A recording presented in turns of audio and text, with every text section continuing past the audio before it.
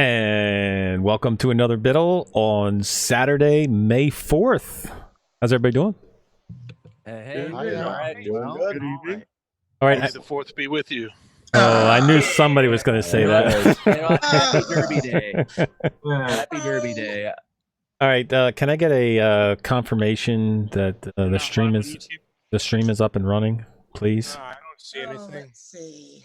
We're not on YouTube. It's got to be on YouTube. Come on. The chat's working on YouTube. Notification for it on YouTube. Yeah, no go on the video though. It says live in 3 it's hours. It's working Live in perfectly 2 well. It's hours, just that it says. Rocco's mucked up the timing on it. Just go to normal YouTube and open up YouTube and it works. I mucked up the timing? You've got it says starts at 4 p.m. I did not start it at 4 p.m. It says live in 2 hours, May 4th, 11 p.m. There's something wrong. I am going to blame that on YouTube. Thank you very much. Yeah, because guess what? 8 plus 2 is 10, not 11. So they screwed up. Just going to blame that on YouTube. Just saying. Yeah, your 5/11/19 stream is now showing as live. Really? What the heck? That's so awesome. Oh yeah, it is as well. We're 5/11/19. time traveling, everyone. Thank you, YouTube. I appreciate you messing this up. Of course, it could be user error. I don't know. So what refresh, distro? It says 2 hours at 8 p.m. and then all of a sudden it says 11 p.m. So what distro we're supposed to review by the 11th? Who knows? My question is everybody seeing the video on YouTube? Wherever it may be. Now we are. Yeah. The computer I'm normally used. Yes, the live stream is working fine. Okay, so we are streaming live. Yes. But Yes. I can't see it. And it's working fine. Well, it's working okay for me. Okay. All right, so I will work on trying to fix. Okay, so the reason this is happening is because I do it through Restream, and I had to redo Restream. And you can either do it through Stream Now or Events. Used to do it through Stream Now, and for some reason I was having issues that 1 week with it, so I switched to Events. Now it's a little bit more complicated to set it up, although I did set it up and did have the time correct. It's not showing the time correct. Hello. Okay, yeah, so 5/11 streams working. Like I thought Mondays were bad for me. I don't think Now the 5/11 works perfectly. I can change that live. So we're gonna have to just run with it. Yeah. Yeah, 5/11 works fine. If you Don't were even running- try. There's a night bot that would actually change that for you live, but it's just too much hassle to get set up first time round. Because then you can just type in percentage title, the new title, and it'll overtake it. But we can set that up for another. We'll worry about that later. Something's wrong with the Zoom window as well. I don't know what's going on. I'll try to fix it as we go along. But anyway, so besides all of that stuff, That's how my week has been. So good to see everybody. All right, so we tried. What did we try this week? Xubuntu 1904. Mhm. And who wants to start? PZ, you want to start? Yep, I can get mine out of the way Do it. really very quickly, really very easily. Xubuntu, it just works. I've got 0 issues anywhere across the board. The only issue I've got is it's based on 1904 Ubuntu, therefore you don't have NVEC out of the box. But that's cured because the wonderful Alan Pope gave us a OBS Studio, which has got NVENC built in. So, yeah, it's great. I've scaled everything. My 1440p monitor scales up to 4K nicely. Everything just works. Great job, Sean. Great to hear. Very nice. I love it. Dan?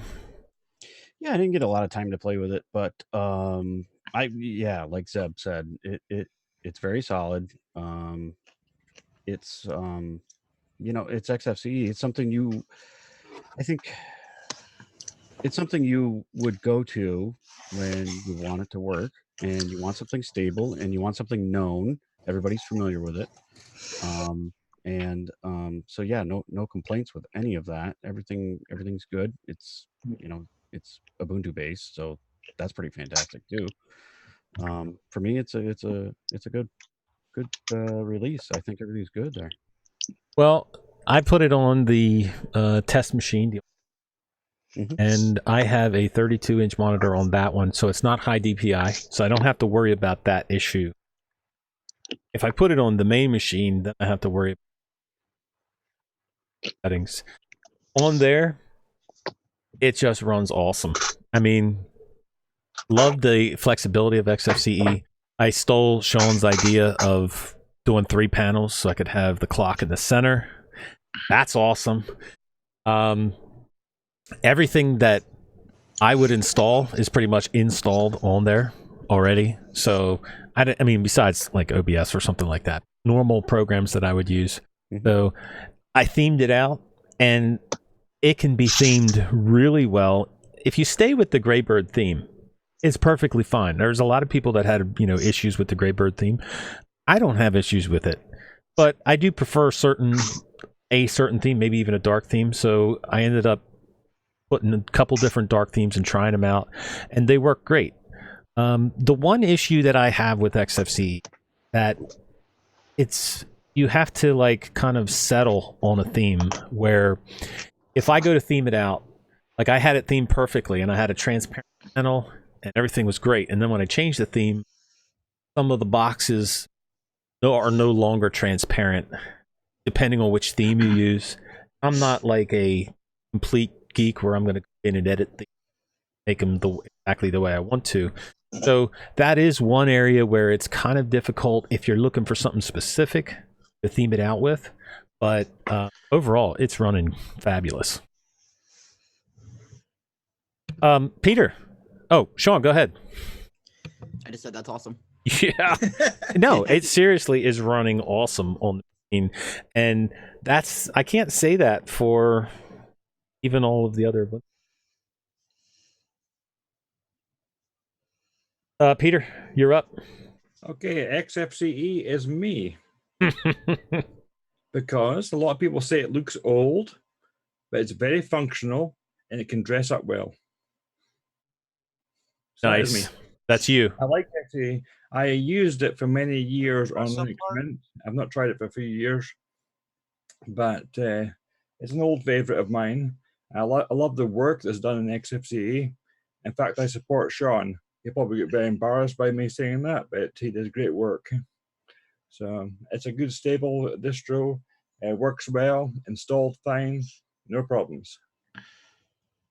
It's just the little things too, because like when you go to hit log out or shut it, the little screen in the middle pops up. Well, everybody knows I love Plasma, but if you do that on Plasma and you mistakenly click pops up, it goes away. It disappears. It acts like you never hit the button at all.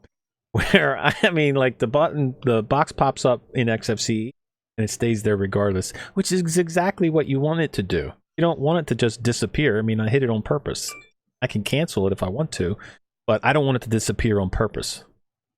Yeah, it just works. Anything else you want to add, Peter? No, I'm actually checking that right now on my laptop, and I can't replicate. It stays there. Right. That's exactly what... Oh, you mean... No, I'm saying Plasma doesn't stay there. Oh, okay. XFCE does stay there. That's what I was trying to... stay there. Okay, I misheard. Yep. Otherwise, I'm good. Nice. Adam? What's up? What's happening, brother? Not much. So I got some notes. You got notes? Nice.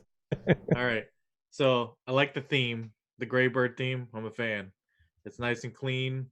It's not too many contrasting colors. I dig it.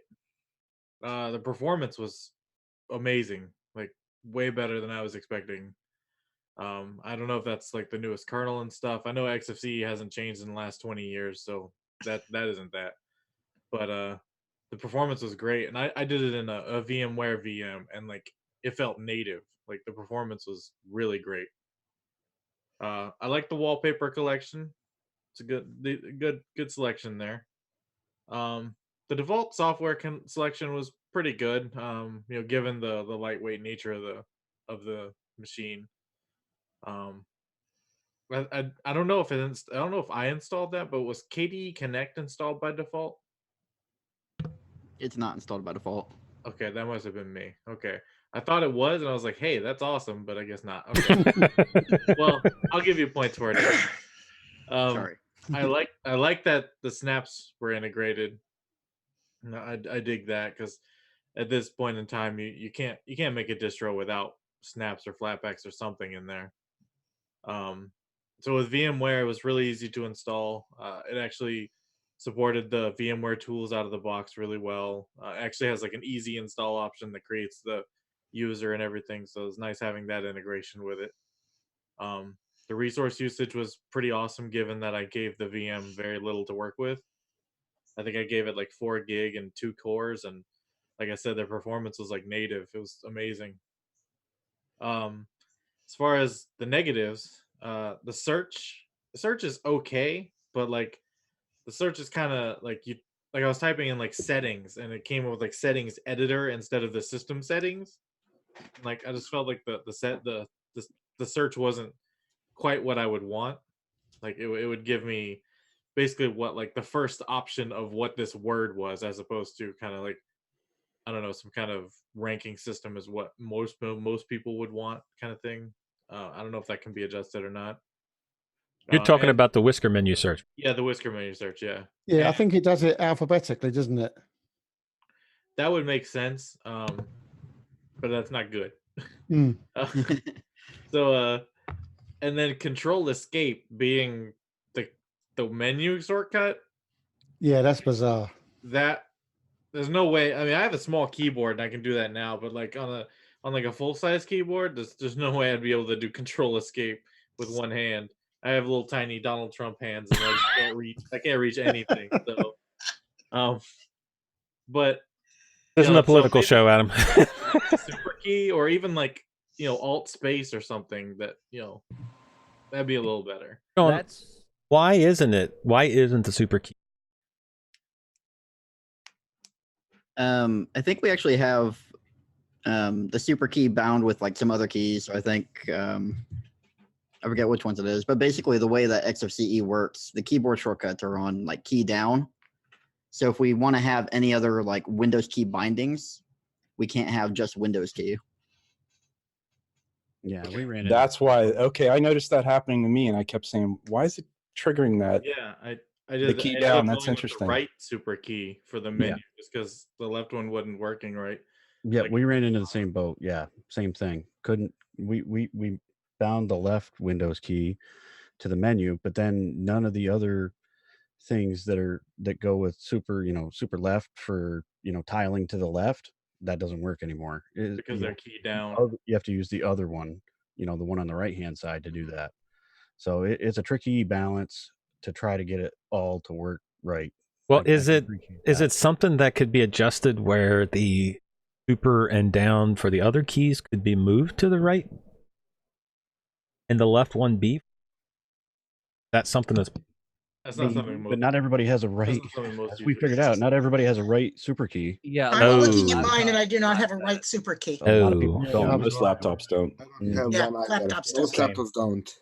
So it's a tricky balance, and some of it is because it's the window manager, and some of it's the desktop environment, and so there's a clash there for us. Right. But even more reasonable shortcuts could be used, like super space or alt space or something like that. Something that's easily done with one hand. How does a desktop like GNOME get around that? Or even I know Plasma has a workaround so they could do the single left super for the menu. They probably put it all in KWin in Plasma. So yeah. So the window manager is doing all the work, and maybe even the same thing in GNOME. I don't know. So is this a limitation of the whisker menu? No. Well, I don't know about. I'll let Sean speak to his, but ours is window manager desktop environment. Okay. Yeah, so like the window manager manages its own shortcut keys, and so does the settings manager. So like the Windows manager will do the things like the tiling and such like that. But basically, I think they both default to key down as the trigger. I don't know if we can do key up or not. All right, and so my final. This is more of a neutral point, but I'm personally a fan of reasonable eye candy. So like animations and like fluidity in the in the desktop environment. So that's kind of nice. I don't know if XFCE supports any kind of animations at all, but like but at the same time, the snappiness of something just appearing is pretty satisfying too. So I don't know, take it or leave it. But that's what I got. Nice. Thank you very much indeed. So, Vash, did you get to try Xubuntu this week? I did get a bit of a chance to mess around with it, not a whole lot of time, but it installed, just as all the other Ubuntu's do, flavors do, and I really like that it boots up really fast. That was really good. I was running it on the Desk Mini A300 with the Ryzen 2600G. Everything performed really well, which I would expect based on the hardware and Xubuntu. But the shortcut keys, like has been talked about, I'm not thrilled about how they're normally set up, but it is what it is. And I ended up getting to just mess around with it a little bit. I didn't get too deep into it. The Graybird theme was okay until I really had to start looking at text. Like I just find sometimes with the smaller text, especially on the white background, the contrast is just not there on most of the system fonts that people choose, for me anyway. But obviously that's a personal thing as opposed to general. But yeah, that's all. But I did just switch to a dark theme and it was fine. Yeah, cool. All right, then. Well, thank you very much indeed. Chris, you're up, my good friend.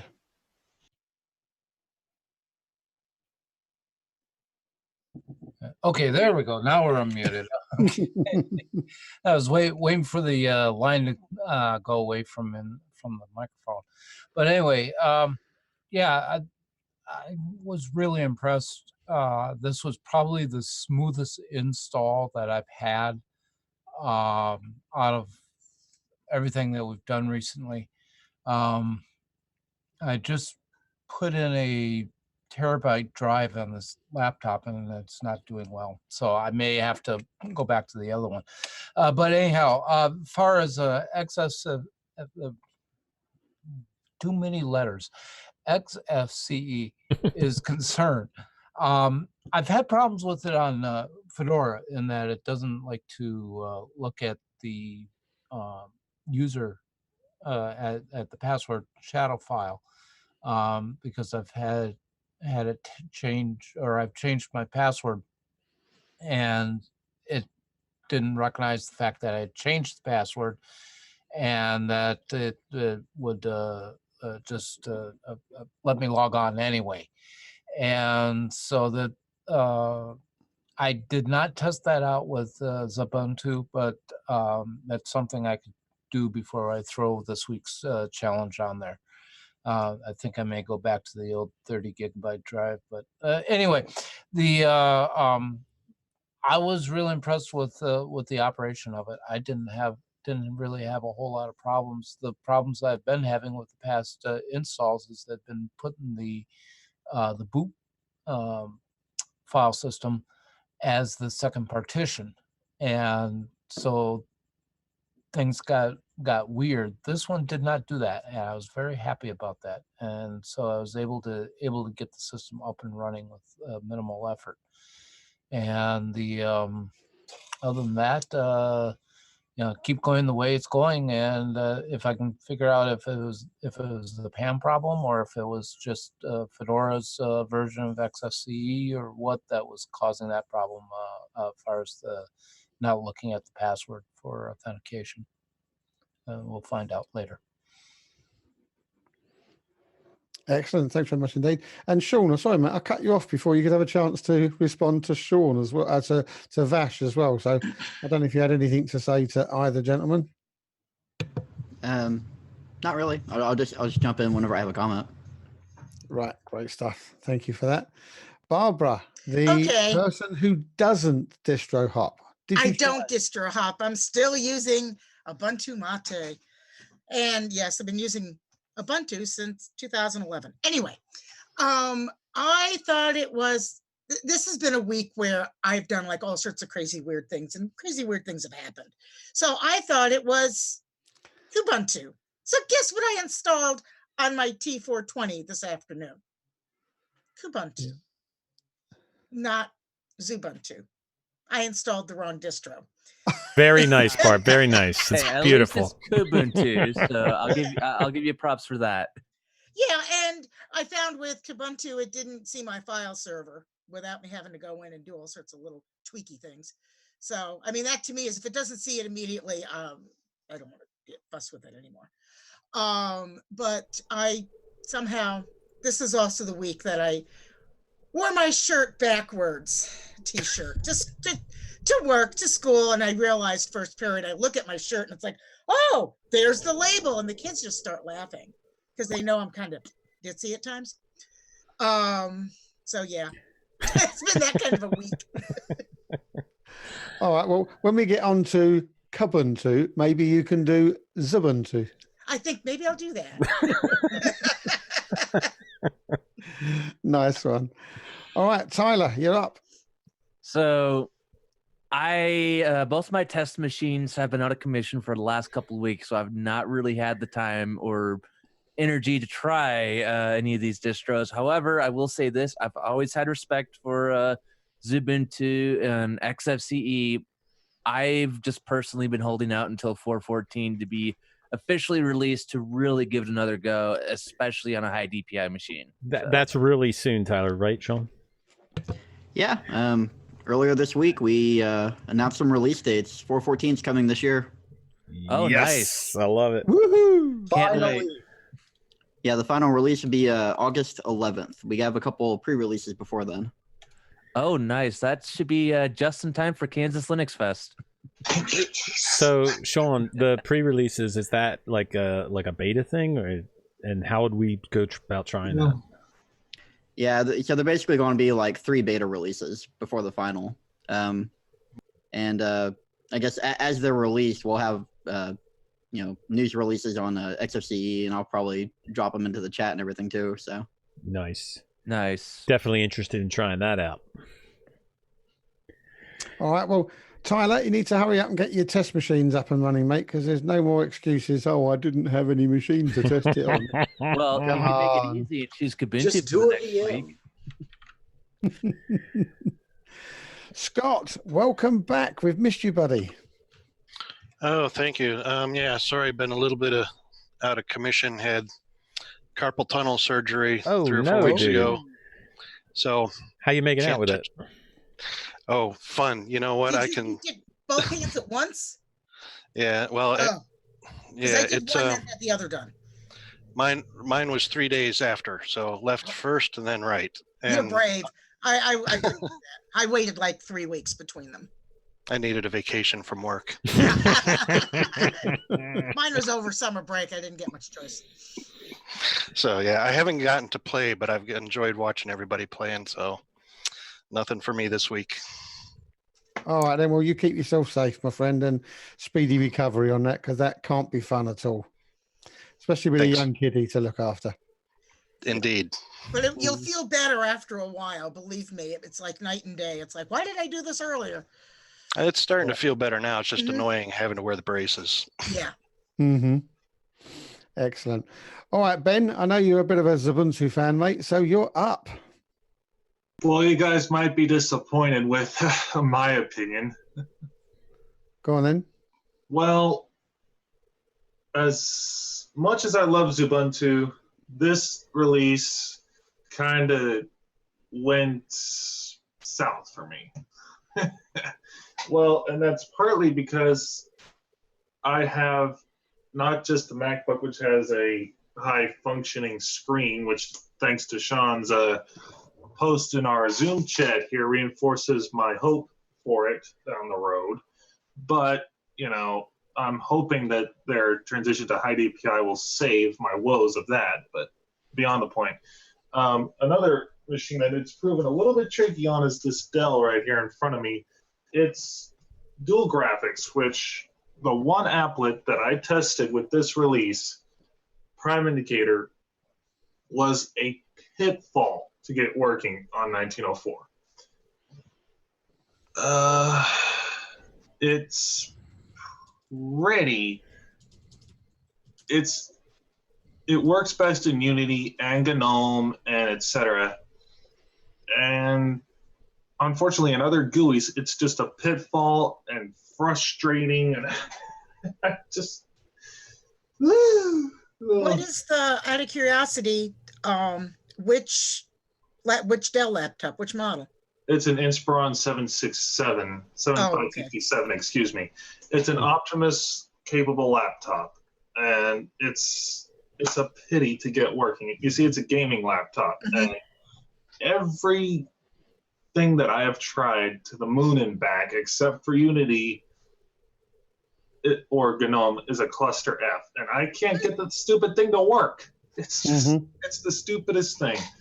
And English Bob, of all people, has been frustrated with this too on one of his machines. And there are ways to get it to work through the command line, but as a guy who's a GUI nutball, it's a head grinder to have to go in the terminal and type in prime, select, blah, blah, blah. And I just don't like to have to deal with that. So, it's not conventional. And plus, I'm just like, okay, this is not worth it. Yeah. All right. Well, it's a good question for Sean on that one. And if I can, Sean, how do you cope with 6,000 different laptops out there? Well, I have one. And the other XFC and Xubuntu devs also have some hardware, and we do our best to support everything else that we can. That's all you can do, because I mean, that has been a issue for as long as I've been in Linux, where you can only test for what you have available to you. So many desktop environments and distros would say they don't have enough people that have high DPI screens, or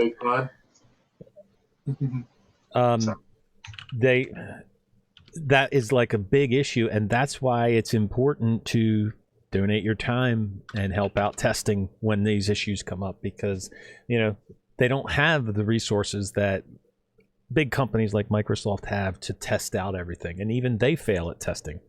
So all right, Eric, give me some good news about Xubuntu. Absolutely.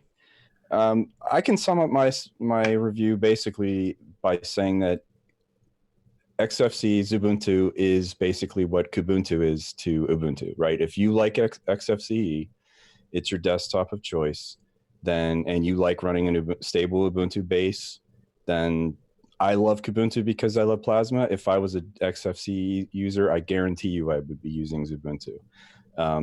It has everything that I would want in it. I think you guys did a good job with your package, not overdoing it. You have a good selection of packages, the useful things that probably most people would use without overdoing it. So whenever I was asking about, do you have a minimal installer? In this case, it doesn't even matter, because I think what you put in there is really what folks are going to be using.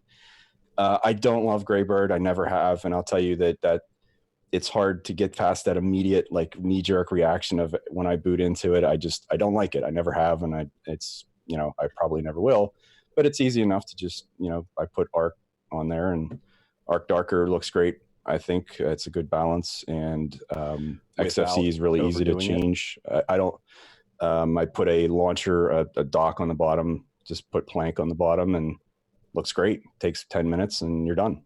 So I mean, honestly, I hate to repeat myself, but if you like XFCE and you like Ubuntu, this is a no-brainer. It really works well. And I think you guys, I've followed it for years. I've tried it over the years. I even went back just as part of this as a comparison, looked at 1810, 1804, and I can see the evolution. I like that you're changing each release, even just slightly, even if it's just colors and things like that, because it does give it some character and some differentiation. And I've ran into no issues whatsoever. Well, actually, the only issues I'm having right now are 1904 itself. There's some packages like Docker CE doesn't have a 1904 release yet. There's some things that would probably keep me from using it as a work system right now, work distro, but that's going to be resolved pretty soon. And other than that, really, it's great. Glad to hear it. Very nice. Sean, have you installed XFCE lately, Xubuntu? I've had it installed for a while. I like it. Yeah? Yeah. How's it run for you? It runs everything. I've got it at home. I've got it at work. I've got it on my wife's laptop. Wow. Yeah. You're allowed to do that? That is awesome. I love it. All right, Thomas. Xubuntu? Yes.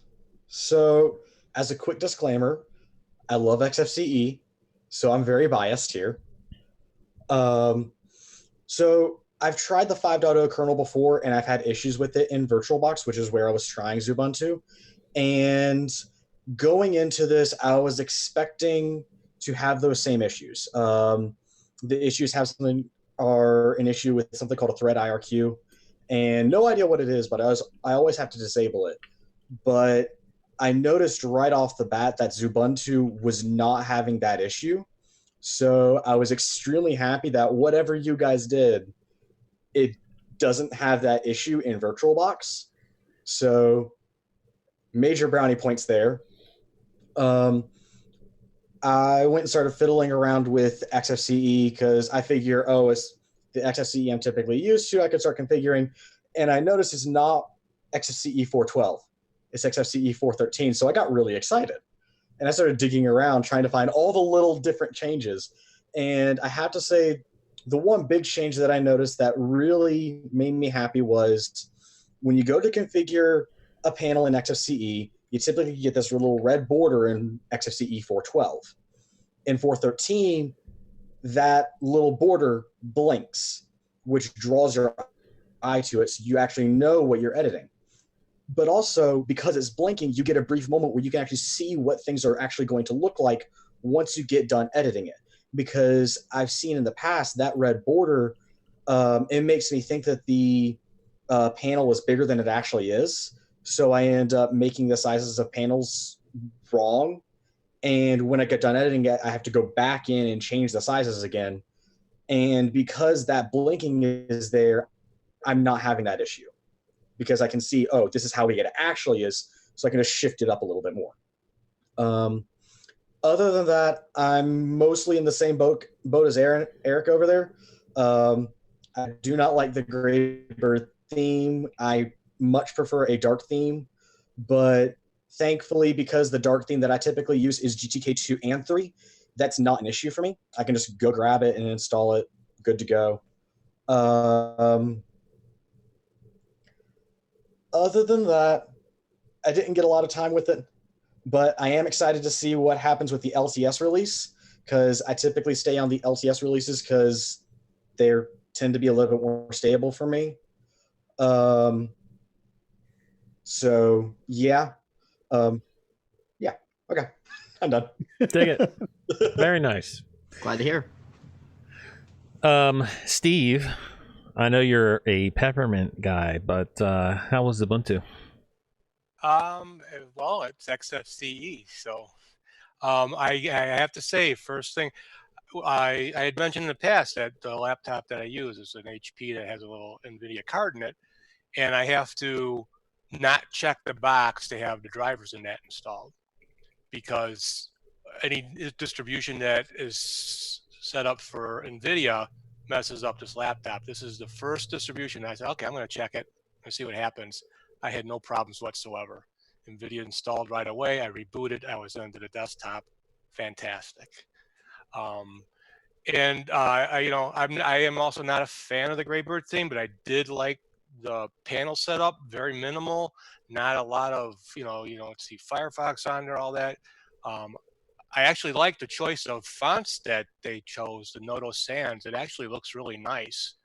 So the top panel looks pretty good.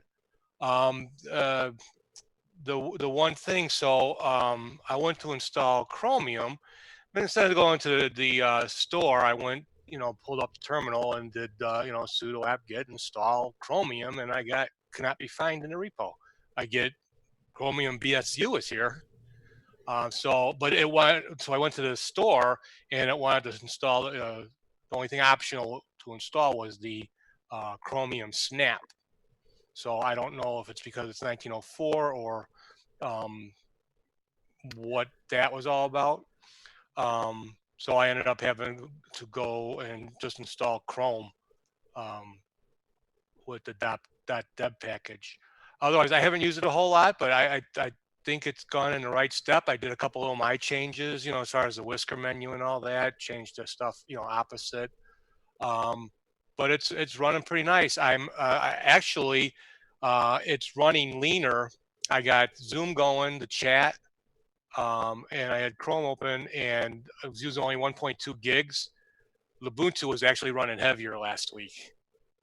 So XFCE is running a bit lighter. It's running really nice.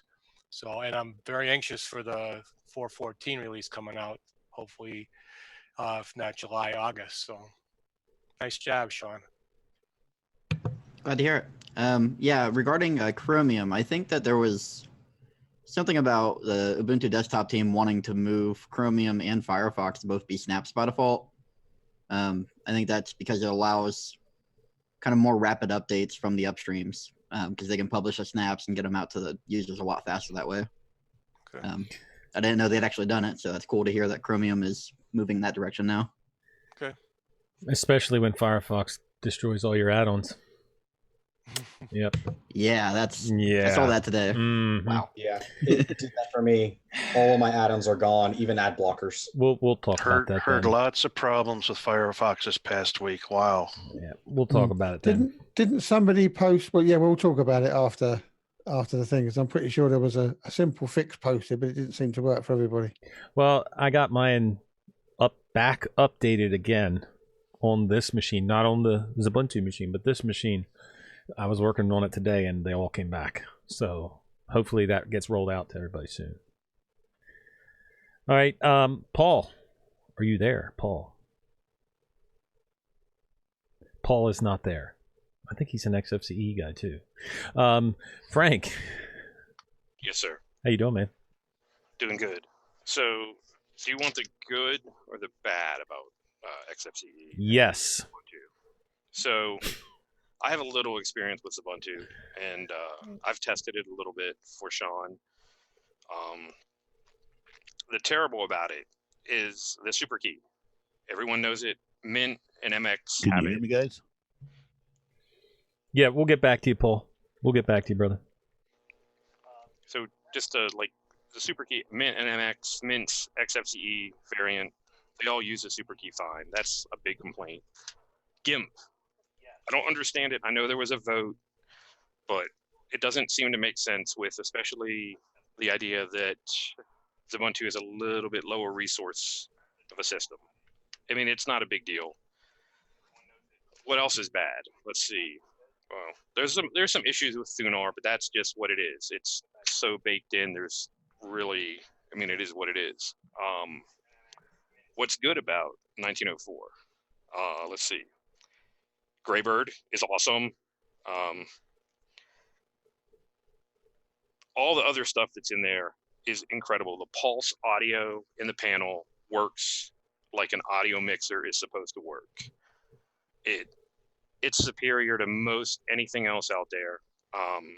Catfish is absolutely awesome. The Whisker menu and Menu Libre, with the exception of Brisk, I think it's the best menu system out there. And I know you have a little bit of work on that, and thank you so much for what you do on that. I love the terminal. It's my favorite terminal. I use it on everything. I throw it on Mate. I run that terminal on every system I have. I run the XFCE terminal. It's stable. I know Chicken had a little issue with what was going on, but it's absolutely knocked out of the park stable. And it's fast. It really is. I have an old duo core. I think it's a Gateway. It is a Gateway. And it runs absolutely fine. It's an absolutely usable, completely usable system on there. And if I throw GNOME on it, it's not usable. It chugs and it's like, ugh. Throw Xubuntu on there, and it's fine. There were some other changes that no one's talked about. The fact that you guys put app URL in for the browser configuration is excellent. I mean, obviously, I'm kind of it's my second favorite Ubuntu-based distro. I mean, and that's not a knock on it at all. I'd use it in a heartbeat and I have it installed on systems. I mean, I think you guys have done a great job. And I look forward to seeing what 4.14 brings to us. So thank you, Sean. And the only other negative I have is, I know it's not something you could just control, but like XFCE-look has all these themes. And one of the big problems that Xubuntu has is with the GTK issues, some of the themes that are available don't work. So if you're going outside like the default themes, sometimes you're going to get some issues if you install them. But I love it, and I think it's a great thing, and I think your team did a hell of a job. Sorry, a good job. Bad. I'll be back. All right. Thanks for the feedback. Regarding GIMP, we added GIMP back largely because it's still probably the most common or most popular image editor for Linux, and the fact that the only other like image viewer we have is Ristretto, which doesn't have any editing capabilities. So expanding it out with that option kind of completed our application set in that way. I would have to agree that I like the idea of GIMP being included, because 99% of the time I'm going to install it anyway. And I think most users are that way. I know that XFCE is looked at as, a lightweight distro as far as programs are concerned. But I think that's like a staple for any Linux distribution. So I think it's a great idea. Yeah, and adding to that, one of our goal, or the goal for Xubuntu specifically, is not necessarily to be lightweight, but to provide a functional, fast, usable system. So right. Mm-hmm. All right. There is one guy that likes to try distros on ridiculous hardware. Matt, do you know who he is? Would be even better if you weren't muted. I was trying to be nice and let Rocco finish what he was going to say. First off, I have tried XFC and various distros, Xubuntu, MX, take your pick. I even done a little Draugr OS in the process. Boy. I like XFCE. I want to like it more. Unfortunately, the hardware that I use it on, or attempt to use it on, I should say, is high DPI by the form factor. Because I test a lot of these distros on like a Surface Pro 2, so it's a 1080p screen on a 10.6 inch. So I need scaling. Problem there. So I'm really looking forward to 14.14 to see what that brings to the table, because that really does interest me with that. And as far as my experience with Xubuntu, what you guys aim for and what you guys do, I appreciate the work. You guys work hard on it. The tweaks and stuff that you do make to XFCE, as doing a generic install from say the AUR or something, where you just get this really not very well looking thing. You guys do a lot of tweaks and stuff and a lot of usability that is not there by default, and I appreciate that work. And you guys know what you're looking for. I will state, I'm a dark theme guy, so Graybird's just not my thing, but I can appreciate the work that goes into it. So honestly, I'm looking forward to the next release when 4.14 comes out, to see how well and how much has changed and how well that works. So, and thank you for the work that you guys do on Xubuntu and XFCE as a whole. That's all I got. Awesome. Thanks for the feedback. Yeah, window scaling should definitely be a lot better with 4.14. If you are running Xubuntu 19.04, we do have that option in the appearance settings. But obviously that's only going to affect GTK 3, so that's going to be limited application set. Okay. Nice. All right, Big Pod. So how's XFCE running on Windows? I'm running Xubuntu right now, actually, since my art acted up something weird with GPU drivers. Nothing important. But Xubuntu runs very well on my hardware, and I quite like the theme and software that installed is okay. I have no problem with it, and I would recommend it to new users as one of the options to choose. And as many said, it's quite low on resources, so I approve. That's all I got to say. All right. Sounds good. All right, JJ, apparently you've got a review with a caveat. Yes, sir. So, hi guys, how's everybody doing? And so basically what I did, I actually installed the minimal ISO that was provided by, I don't remember the name of the person, but I got the minimal version of Xubuntu, and I got it running on GNOME boxes on Ubuntu Budgie. And so far, for the past couple of minutes that I've been running it, it's still running in the background as we speak. It's not bad. It's bringing me back to the first time I ever run Linux, which was Xubuntu, which was my first distro. For full context, that was like probably my senior year of high school when I first started running that. So I go way back with Xubuntu. So a lot of things have changed for the better, I guess, compared to my prior experience. But again, I really think that I don't have much to contribute other than it's good so far. I haven't done on bare metal yet, but I agree with most of the sentiments so far, and excited to hear that high DPI is coming soon. Excellent. All right, and JJ, well, thanks very much indeed. Paul, you're back, and my goodness, Arch crashed on you. Shock horror. Yeah, it did. You should talk to Ryan about that. Oh. But yeah, I did. I have it on my laptop. This a HP with the 2 graphics, and it actually fixed my screen tearing issue that I was having. So I don't know what they've done different in 1904, but it's working on my laptop. And of course, on my desktop, I run Arch. So, but yeah, so far I like it. Cool. Nice. All right, Sean. So what do you think? Did we give you the big thumbs up, or have you got some nice bits to take away? Yeah. I'm happy to hear all the positive feedback. I'm happy to hear that half of you like Graybird and half of you hate Graybird. You knew that was going to happen. Of course, yeah. It happens. It's themes, but yeah, and Super Key, and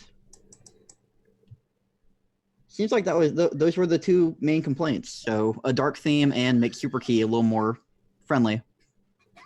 I think that was my biggest issue, was the super key. I didn't have big issues with XFCE or Xubuntu, but the super key, the theming, like I said, you can work around. It just takes longer because you got to find the right theme to go with it.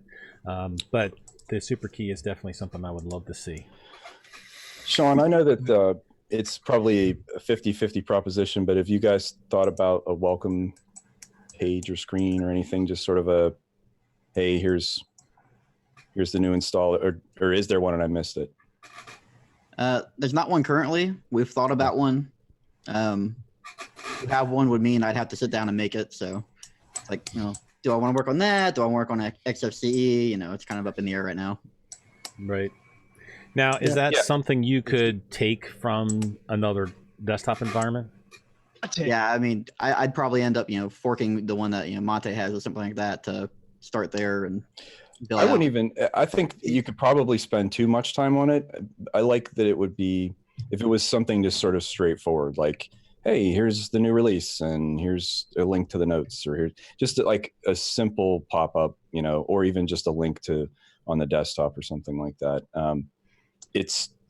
I understand that if there are a lot of people that probably don't use it, and so if you were to sink, a lot of time, and it probably wouldn't be something you're seeing a return on.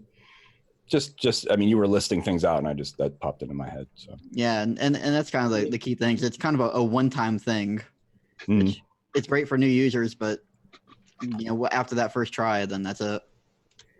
And if you guys want, there is a welcome screen in Draugr OS. It's on GitHub, and if you guys want, you can fork it and do whatever you want with it. It's licensed under GPL v2, and it should be pretty easy to modify because it's just basic Python, and it'll do most of your basic stuff, and you can do whatever you want with it, and it should be really easy to install as well. Its only dependency, as far as I can remember, is PyGTK. That's about it. Nice. I'll take a look at that. Okay. I'll shoot you over the link to it. Great. Thanks. I think Eric brought up a point. If it's a simplistic splash screen, and Sean, like you said, it's one of those things where you debate whether you spend a lot of time on it. But as you said, as you become an experienced user, you don't need it anymore. So if you have that little tiny box that ticks and says, "Don't show me this anymore," it's perfect. Of course. Mm-hmm. It's funny because we had a similar debate on Peppermint, and at the moment we're still saying, "Nah, we don't need one." Well, you do open yourself up to more criticism then, because people evaluate, like once you start adding a welcome screen, then you're getting compared to other distros or other DEs that have welcome screens and maybe have a better welcome screen than that. So it may just be well enough to just not have one. I think a compromise might be just putting a shortcut on the desktop, maybe, or just something that just says, "Here's what's new in this release." Because that's, as a user, that's really all I care about is like what's different and what might potentially, give me a challenge. And maybe I would have read that already before I installed it. I don't know. Just again, popped in there. Thought I'd throw it out. Isn't that what the release notes are for, though? That's what I'm saying. A link to the release notes. That's really all I care about. Gotcha. Yeah. I mean, I guess I must be the only person in here, though, who didn't have an issue with the theme, because I went straight to the appearances and thought, oh, okay, we go. Add way to dark next. Yeah. What's wrong with add way to? It's nothing wrong with it. It works. I did the same thing. Yeah, just turn it on to add way to dark. And if you want something different, go and find it. But on the same note, Zeb, you also know that first impressions do matter too, and for some people, of course, and for some people, a gray theme, white theme, call it whatever you want. As far as coloring, because it's up for debate. As far as that, it's going to make a first impression. Some people are going to like it, some people aren't, and that's just what it is. Let's be perfectly honest here. It doesn't matter what theme you would pick. There would be people that liked it, and there would be people that hated it. Just the way it is. Yeah. And this is coming from the one pixel. This is coming from the one pixel guy. Yeah, but that's the biggest complaint we get about Peppermint. Oh, I'd love to run it, but the theme's horrible. Change it. Change it. Well, Peppermint especially is easy. God, you guys have like 20 themes installed. There's actually one thing that I discovered when I was testing out Xubuntu and in my box that I was using in GNOME box is that it does a better job of keeping the panel size, even though the icon size may be larger. Like if you make the panel size smaller than the icon size, it fits the icon instead of a smaller box instead of auto sizing it larger, which unfortunately Budgie does to its detriment. Yeah, I think you mentioned that you'd done some work on that, hadn't you, Sean, about the sizing of the icons in that network thingy big on the right? Network, it's like icon notifications, notifier, something like that. Yeah, so there was a lot of updates for the panel this release that kind of improved icon sizing to always be consistent and kind of stick to what the rest of the panel is doing. So, yep. Was anyone running 1810 and did an upgrade to 1904? I did. I did that with Kubuntu on both my main machine and main laptop. Yeah, I did that with Kubuntu last night. I posted a funny screenshot in the Telegram. Yeah, I did that with Ubuntu Mate. The only problem I had was it had a big problem with having three drives. That it didn't have. Oh, but that's I fixed that. I fixed it on my own. So. But what about Xubuntu specifically? Did anybody do that? It sounds like, yeah, Frank did. Yeah, I've done it. I did find, but I've done it a couple times. The development releases had a couple issues, but those were bugs that were upstream and fixed. But I did I've done 1804 to 1810 too. 1904, and no issues whatsoever. Actually, that's what I'm looking at right now. So, worked perfectly. Did it say updating from Ubuntu 18.10 to Ubuntu 18.10?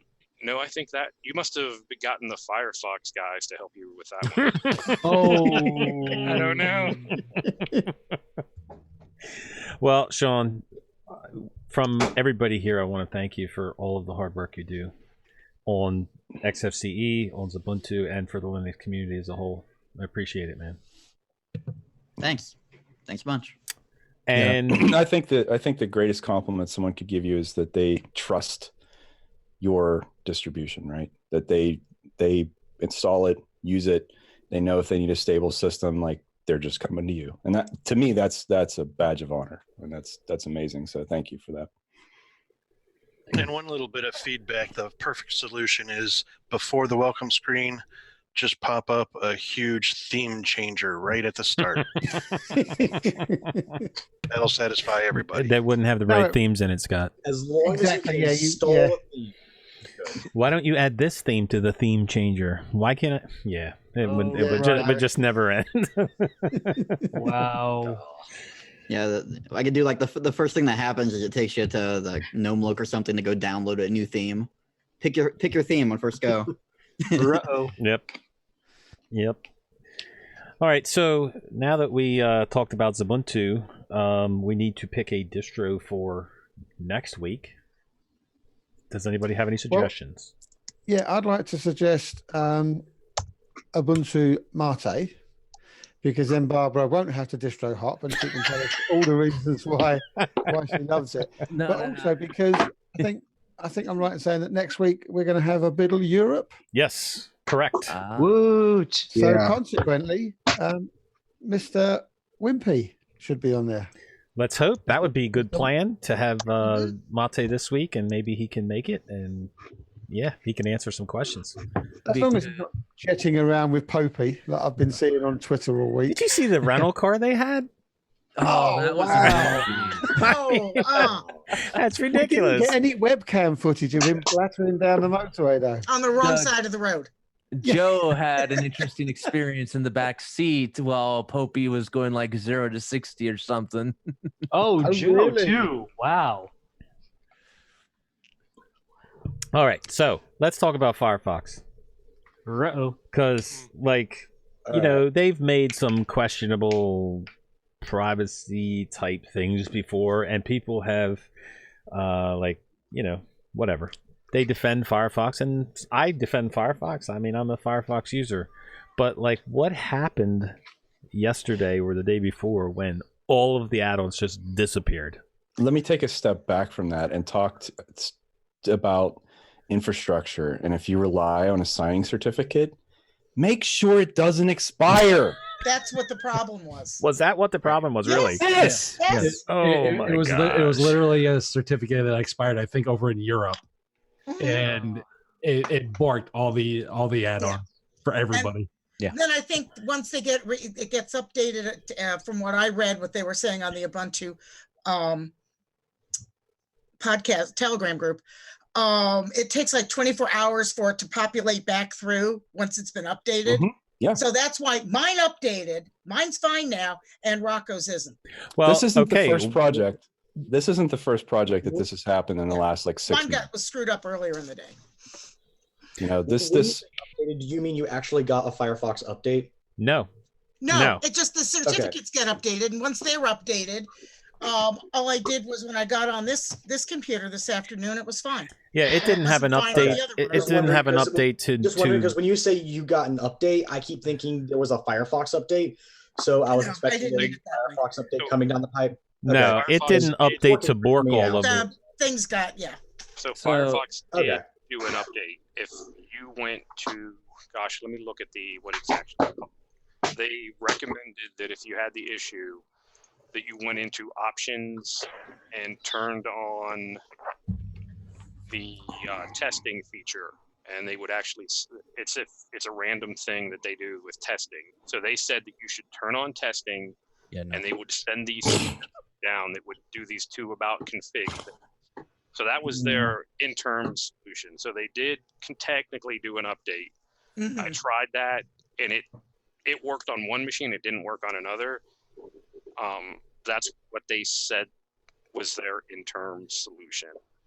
Their other thing is that Firefox checks every 24 hours, so you could have two machines in the same room, one of them working, one not working. And that's what I had. I think there was a very poor communication from Firefox for this. I really do. I think Firefox has made some bad missteps, but they could have fixed it by having really upfront communication and saying, I think their first Twitter thing was, "We're sorry that you're having an issue." And they could have just said, "We kind of did something bad. We're going to fix it. 24 hours later, everything will be fine." And it's just, it was a black eye on a browser that's losing market share. Yeah. And that is not the way to function. Well, actually, I had seen that they were the last month they gained some market share, and then to have this happen is really disappointing. And look, I'm not knocking the developers, because obviously most people involved in the project they don't know anything about the certificates or following it or whatever. It's just such a basic thing, you know, and no normal user understands what that is, right? And we always talk about like market share, this and that, and like, and you're trying to tell someone to use Firefox, and then something like this happens, and then that trust is gone. And I hate to be overreact, because they obviously stepped in, they obviously picked it up and made it, fixed it quickly, which obviously could have been much worse if they hadn't done that. But it's just, it's such a simple thing, and you think you build all this trust and goodwill, and you have people giving good word of mouth, and then something like that happens. So, but I think Frank's 100% right. If they'd have just come out and said, "Sorry guys, we messed up, but everything will be, happy and rosy again in 24 hours," then everybody would have gone, "Oh," and that would have been the end of it. But now we've got podcasts talking about it. We've got Telegram groups shouting left, right, and center, "That's it, I'm going back to Chrome," blah, blah, blah, blah, blah. And it's just been a PR nightmare for them. Well, this browser on this machine is back. The add-ons are all back. I'm looking at that Firefox browser, which is the same exact version, and they're not back yet. So not exactly sure what's going on with that. But you're right. I mean, they should have just came out and said we made a mistake, said what it was, just owned up to it and said, we had a certificate that we let expire, which was stupid, but, we're going to fix it. Thankfully, by the time I woke up, because I was asleep when all this happened, I work nights, so thankfully, by the time I got back to it, unlocked my desktop, I saw no extensions missing or anything like that. So I must have missed this whole issue entirely. You slept through it, dude. Yep. Who also missed this entirely? Yeah. IE users. What? Yeah. Oh, no, Edge users, dude. Edge users. I'm just saying. No, I am not advocating that anybody switch to Chrome because of the Firefox thing. I just think it's just another sad thing to happen to Firefox, because you want them to succeed, and it's just like, it seems like time after time they keep shooting themselves in the foot. Very unfortunate mishap. Yeah. Yeah. That's container tabs. If there's a reason to Firefox, it's container tabs. And when you have something that it's all right. Let's say maybe you come up with an idea that I, as a user, can say, I don't need to have signed certificates. Put it on me. It's my risk that I take as a user. And maybe that I can designate some specific add-ons that I say are high need for me, that I can say, we'll do it for this. That shouldn't be, I know that's saying they should do this. It's programming, it's time, it's money, it's resources and effort, but it is a great browser, and it just was a really big black eye to them. I think the biggest thing that keeps me on Firefox and really turns me off of anything that is Chromium based is how tab overflow is handled. And if I get so many tabs open in Chrome, the tabs get so tiny that they're practically unusable. Whereas Firefox, if you open so many, it just starts to give you the tabs you can scroll through. They don't shrink any further.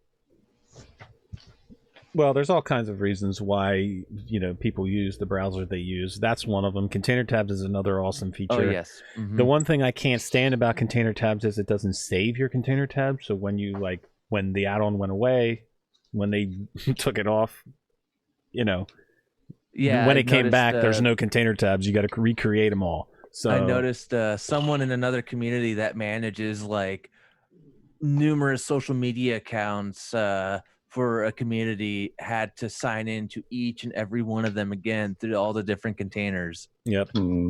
So that was a lot of fun. But there's a positive to this as well. The certificate was expired, and it's nice to know that the add-ons didn't just continue to work unsigned.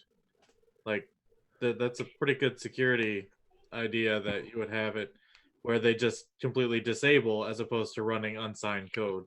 Fair point. Yep. Very good It's point. to know that security is there. Yeah, Yeah, it's just there was unfortunate to test that in production. Yeah, if there was a security problem, they could revoke the certificate and it would stop working. So I guess it's a test, but unfortunate, right? It works. I didn't get on all of my machines. Add-ons were working all the time. Either I slept at the time there was the problem, or you were on Windows. One or the other. I was on Linux, Windows, whatever. Wasn't That one extension I have worked all the time. That's LastPass. I had heard something that if you had Firefox open and you didn't close it, it ultimately just kept working. But I believe that's true. Yeah. Yeah, there's been some weird things that people have said. Wait. Some people have said they've removed all their extensions, re-added them, didn't work. Some people said it happened when systems were up. I actually had one system that it lost everything, and it was the actual open system. That's what I put in about 5 o'clock yesterday. I asked if someone was having this issue, and apparently I wasn't the only one. And it's just like the container tabs part. My container tabs came back on the one system. So like when I went to log into YouTube today for Biddle, all my container, all that stuff was, but I didn't touch this. I just left them as they were, and I didn't close things, open things. It's just, I don't know. It's annoying, and it was, I don't know. I just wish Firefox understood that they're on a precarious spot, and when they do bad things, it does not help them. And especially with Microsoft going to Edge, basing it on Chromium, it's just, I don't know. Vash, say that again, what you said about users doing what? Vash. What I was saying? Yeah, what did you say about it didn't affect users? I was saying it was a good test, but not one you want to do in production. No, you said something about users. It didn't affect users that didn't keep it open, that apparently. So what I heard, and I didn't confirm because I didn't actually end up running into it because I don't think I messed with Firefox much last night. But what I heard is if you had Firefox open and you didn't actually close it, that it would just keep on working. That must be why I didn't have an issue. Is I just kept Firefox running overnight, no problem. Well, that's not my case as far I turn it off as I'm on concerned. and off, so I was actually watching a YouTube video at the time when it just basically stopped the YouTube video and every single one of my add-ons just disappeared from the bar. Like while I'm looking at it, I was like, "What?" That is what happened to me. So weird. Yeah. Yeah. I remember I opened up Gmail and I have an extension called Dark Reader, which makes all of my web pages dark mode, which is nice, especially late at night. And I went into Gmail, and Gmail typically takes a little bit of time to load because Gmail and Dark Reader do like each other. And it loaded almost instantly, and I'm like, wait a minute, what's going? Oh, Dark Reader's gone.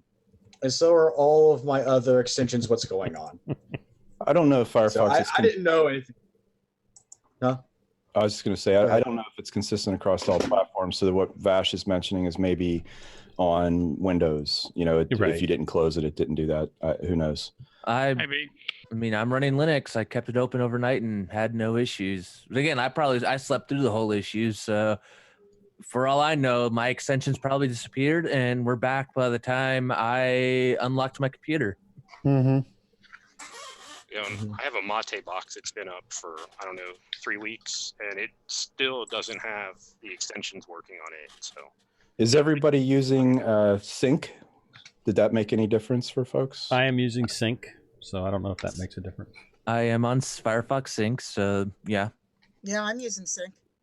I wonder if it, after it took them away, like you said, maybe they came back, like if you were using Sync and your profile had those add-ons, that if they just Came automatically back on their own. No, I had actually loaded up and it was fine. All the add-ons came back, but none of the settings came with them for me. That's what I was just going to say. Yeah. So that's a bummer. Yeah. That leads me to believe I didn't lose my extensions because my container tabs are still working. So now does that make you want to back up your profile every now and then? I have the profile backed up on another drive. I back mine up. But that doesn't really help if it's not going to work. Like if in that situation, in that day that it wasn't working, that's not really going to help me. It will if you had the profile, you could put it back, and all those settings are in your profile. What you're saying is it deleted what was in there. Oh, I understand. That's what I'm saying. But if you had a backup of it from, like, say 3 days ago, you would have missed 3 days worth, right? But you would have at least had. Yeah, you're right. I just wonder if people think to back that up whenever they're doing system backups and things like that. Nah. They may not.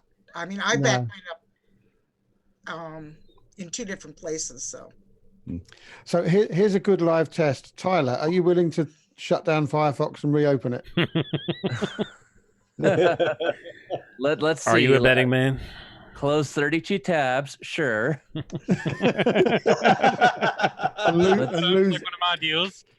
Let's see. I opened Firefox back up. My extensions are still here. My container tab is still here. Yep. So you slept through it and you've been updated. So cool. Yep. Good man. I think it probably matters when the thing checks in to get the certificate updates. It's probably not doing that like every hour or anything like that. It's not going to check in all the time. The reason I asked about Sync as well is I wonder if folks aren't using Sync, if it removed all of the add-ons, it's not going to know which ones you had, probably, right? I mean, you'd have to reinstall them manually. If you didn't have Sync, yeah, probably. Yeah. That would be messy. Sync is a really nice thing to use. Mm-hmm. I'm not using Sync, so if I was sleeping through it, it didn't do anything. Okay. So Sync is what? Does that manage your add-ons, or is it? What Sync does is it gives you like a Firefox profile, and when you go to sign into Firefox, it will sync all your extensions, and if you have any credentials for any websites saved in Firefox, it'll download those onto your Firefox installation. That way, the next time you go to those websites on that Firefox installation, you'll still have that. The only thing that I know of that it does not actually sync between different Firefox installations is the way you have it laid out. So you know how if you go into the settings in Firefox, you can configure the way that entire bar at the top looks, like not just the address bar, but like, all the icons up there. It does not sync that, which it really needs to. I thought it did, because sometimes when I've gotten them changed on one machine, and then I go and I'm on another machine and I load up Firefox, like my icons in the toolbar icon, my toolbar bookmarks. According to the order, they'll be whatever they want. According to the Firefox account settings, it backs up. You can back up bookmarks, history, open tabs, logins, addresses, add-ons, and preferences. Okay, so in my experience, it has never backed up that part of the configuration. The rest of it does. That's the one thing. So it might be something in my settings. I was going to say, I think it is. Yeah, it might also be just a weird random bug. I'm going to go look really quick at my sync settings just to make sure it is that. Well, yeah, you have to check the sync settings. You have to check off what you want it to sync. And those are bookmarks, history, open tabs, logins, addresses, add-ons, and preferences. And I have the only thing I don't have checked is addresses. So it's not syncing something for me. Yeah. What The other about themes? So though? Does it sync themes? it may Yes. Any of your add-ons, it does. Yeah, themes too. Yeah. Like if it it's an does. add-on theme, yeah. But if like it's an external theme, nah, man. If it's GTK. And the other thing with sync on add-ons is it's up to the add-on developer whether they include the preferences and also data in the sync. So that's one of the reasons I usually have a recent copy of my profile folder, is because if I'm moving to another system, I want, like cookie auto delete, I want to have all those domains and stuff in there. All those settings that I took all the time to set up, most of that is not being synced. So if I just sign in somewhere else, it'll give me all the add-ons, but none of the settings. And that's really kind of like you're saying, Rocco, it's kind of pointless. Like you get it back, but yeah, all that work you did, especially when you go deep into adding a lot of containers, and which I do. And this is not the first time that I lost the containers, but I actually didn't even think about bringing back the profile to put it in right away. So you didn't learn your lesson. I learned the lesson because I backed it up. I just didn't learn the lesson to put it back in. I have a question for you guys, because this is driving me insane and I don't know what to do about it. And maybe Sean, maybe you can answer this too, because maybe you know. But like I mentioned to Adam the other day about number locks. Does anybody else have a problem on Linux right now that the number locks keep shutting off on them for no apparent reason whatsoever? So I've had the opposite problem on laptops. I think with Solus like a year ago, I tried a very old KDE test version, and numlock was on by default, and I tried typing something, and instead of the letters I expected on the right half of the keyboard, I got numbers. So Rocco, are you specifically saying that it's on and then it just turns itself off? It's on by default. Like I'm running Pop OS. It's on by default. Even at the login screen, it's on. Okay. Go into the operating system, go into the distro, whatever, the desktop environment, and you'll be running it and it'll be fine and it'll be on. And then all of a sudden you go to use it and it's off for whatever reason. Okay, and so it switches off. It just switches off. Yeah, I've had the same thing happen. Rocco, what kernel are you running? I have no idea. Whatever's default in 1904. Okay. I don't change the kernel usually. I'm running the 5.11 LaQuarks kernel, and I do not have that issue, but I did have that issue in the 5.10 LaQuarks kernel. So something got updated, and I no longer have that issue. And that was a huge issue for me, because my keyboard has a backlight, but the num and caps locks do not have little LEDs on them to tell me when they're on and off. And it used to be when I was using GNOME that I had a GNOME extension, I turned those on, I get a little indicator because I had a GNOME extension. But because XFCE, I can't really, use that, I'm kind of screwed. Yeah, but it's not even desktop agnostic. It happens to me on Plasma. It happens to me on GNOME. It happened to me on Xubuntu. It's just a weird issue that all of a sudden you go to use the number locks and they just turn off for whatever reason. What I'm going to suggest is update everything all the way, like that you feel comfortable with. And if you still have that issue, there was an app that I have installed in order to fix it. I don't remember what the package name was off the top of my head, but it was something that I was using to make it so that my login screen had numlock on by default. If you had that same package installed, I would say try removing that package, because the package literally is just for toggling whether or not numlock is on or on. And let's go the whole hog, Rocco. Have you tried turning your machine on and off again? Yeah, exactly. I should try that, huh? No, I'm serious. Like there's no rhyme or reason. It probably doesn't go off as soon. Like it's not messing with me. Like as soon as I want to type on it, it's just you notice it when you go to type on. It's ridiculous. Like you'll go to enter your sudo password and it'll just be off. Like it was just on 5 minutes ago. It was doing it in like seconds cycles. Like I'd be typing something, be halfway through my password, and all of a sudden, boom, off. Turn it on again, get another like quarter of the way through, boom, off.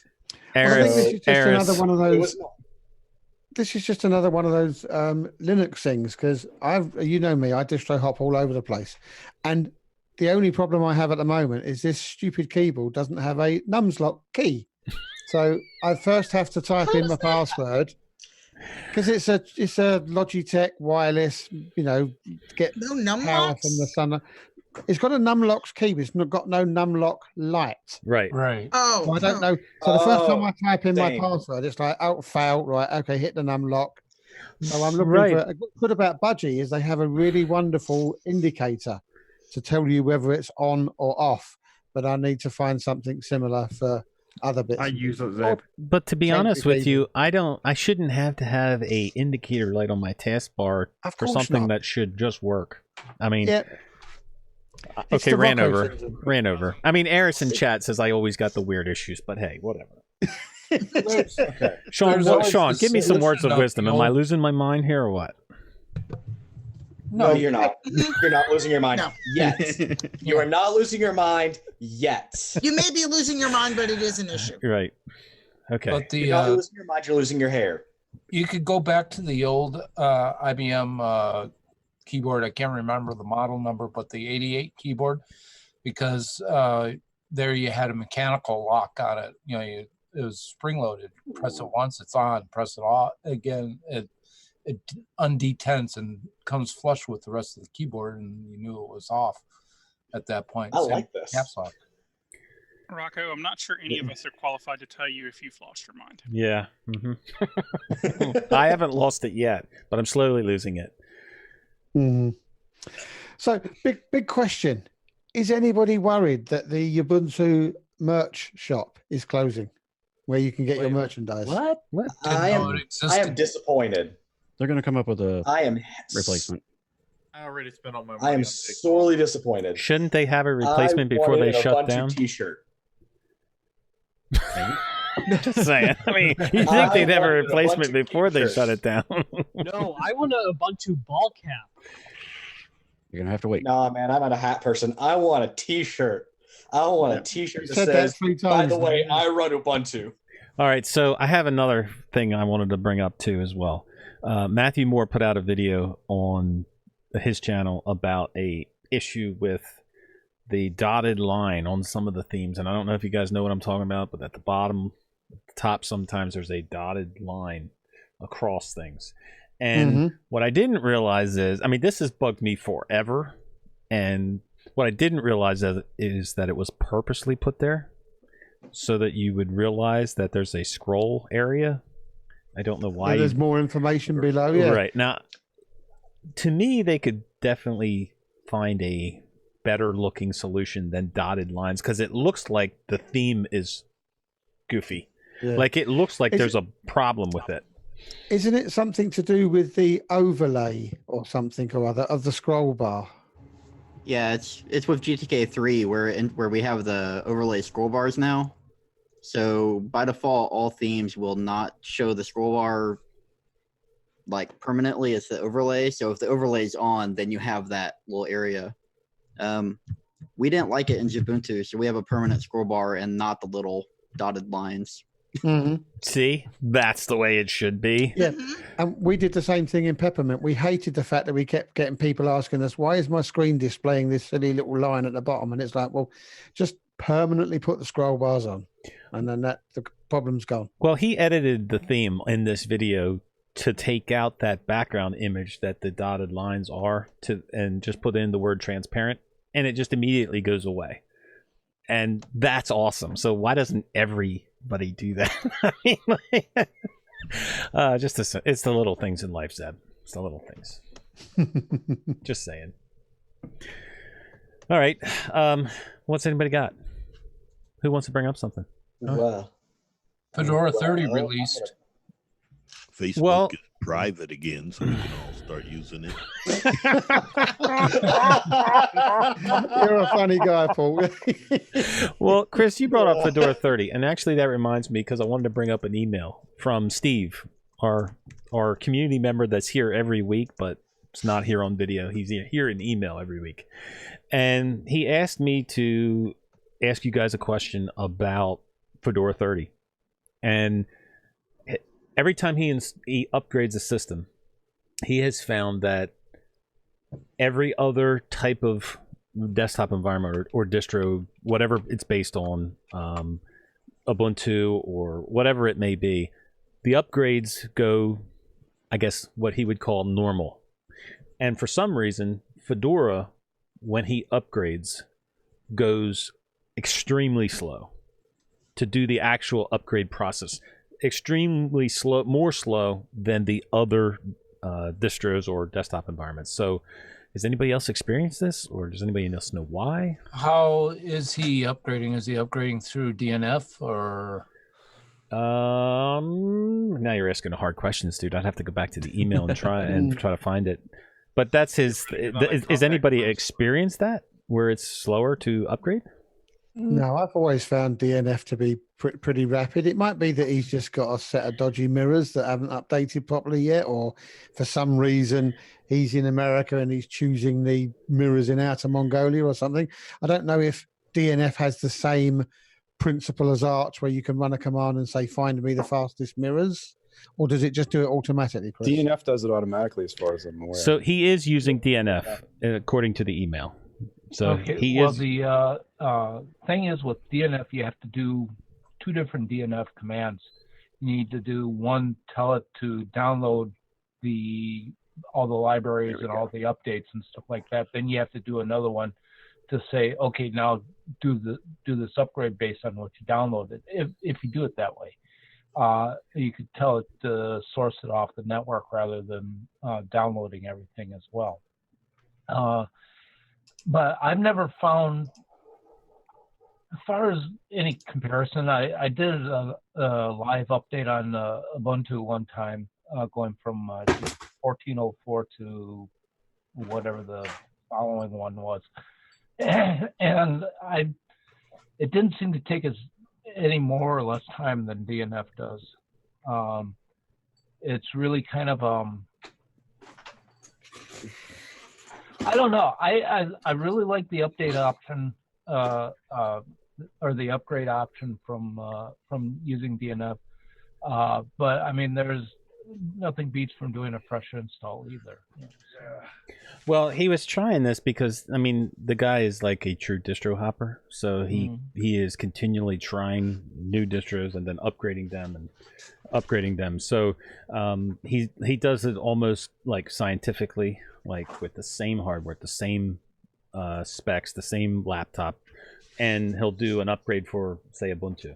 And then he'll do an upgrade for Fedora. And it's consistently slower with Fedora than it is with any other type of architecture. It could be because DNF is a Python-based package manager. But I mean, I've never really experienced any kind of. I mean, it has a boatload of libraries that it downloads. I mean, I'm talking close to 2,000 packages, but that's because it's going through and updating all my libraries that to the level that I'm telling it to go to. So yeah, it's going to take a little bit of time, and it's not a matter of. I'm dealing with probably not a T1 line, but I mean, something pretty good on the download. And I really haven't had any problem with any mirrors or anything like that. It finds the best one and just starts going. Usually takes maybe about an hour, but I mean, that's not something that I would not expect, put it that way. Well, Steve, I want to thank you for sending in all the emails because they're truly awesome. I mean, they are very long emails and hilarious. He knows every one of you guys and every one of your idiosyncrasies, and like it's hilarious to read, man. It's like I said, he's here every week. It's just he's not on video. So yeah, good stuff. All right, so are we like okay with doing Ubuntu Mate? Did we agree on that? I know we talked about it. Did we all agree on it? I'm downloading and writing it out to the media right now. So it's probably not a good idea. Funnily for me enough, too. I have it downloaded and ready on the side right now. My only problem with doing Ubuntu Mate this week is I have to overwrite Xubuntu, and I don't want to do that. How big's your disk drive? Yeah, then you're getting into multiple. See, I have one drive for this. And You one... only need 50 gig for a distro these days. I have to throw another hard drive in there. 16 gig. You see, I thought we were doing Kubuntu, so Barbara could do Xubuntu this week. No. Oh no! Well, then we decided. Somebody decided we do Ubuntu Mate, so I don't even have to do any kind of a distro hop. But you should, Barbara. You should do the installer. Huh? You should do the installer for Ubuntu Mate, so you can give us your take on it. What do you mean I mean, like a fresh install. oh, I did do that on one of my laptops. Oh, well then you're set. Yeah, and I've been using it now for. Next week's episode's made for Barbara. I'm just saying. Yeah, and it's on one of the ones that it's on a laptop that I take to work with me every day, and it works perfectly. I just bought a spinning terabyte drive for my testbed, so that's going to be fun. I'm going to christen that drive with Mate here. Well, I think I'm going to end up throwing in another drive into that machine, so I don't have to overwrite Ubuntu because it's running pretty sweet. Rocco, you and multiple drives in the same I know, I didn't want to do it, dude, but I got good results. Well, yes, but okay, here's the thing. Me and multiple drives, we don't get along, Matt, but you know that me and installing distros don't always get along too. So when I find one that's working well, I don't really want to blow it up. You know what I mean? So. True. I'll give you that one. Hey, Rocco, did you really do have trouble with it? Why? That's a lot of packet loss. So. Vash, hold on. Yeah. You just cut I out. don't know if that was me or him, but Frank, what were you going to say? Did you ping Martin to see if he's going to be available for both? I did not. Not yet. I can do that. Yeah, if you would like to, that'd be great. Actually, I was going to make a suggestion with the BDLL Europe. Since does BDLL Europe ever get to choose what distro they do? We don't really do a distro for them because it's only once a month. Okay, because what I was going to suggest is if they do review the distros, then they could choose the distro the week that they, do their thing.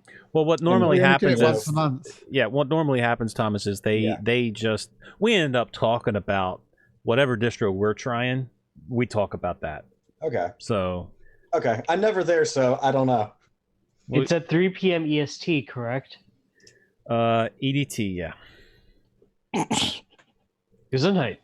Just saying. that argument, that's never going to be cleared up. No, it's never going to be cleared up. 3 o'clock. Look, just 3 o'clock. Yeah, it's 3 p.m. for me. Okay, you guys figure out what it is for you.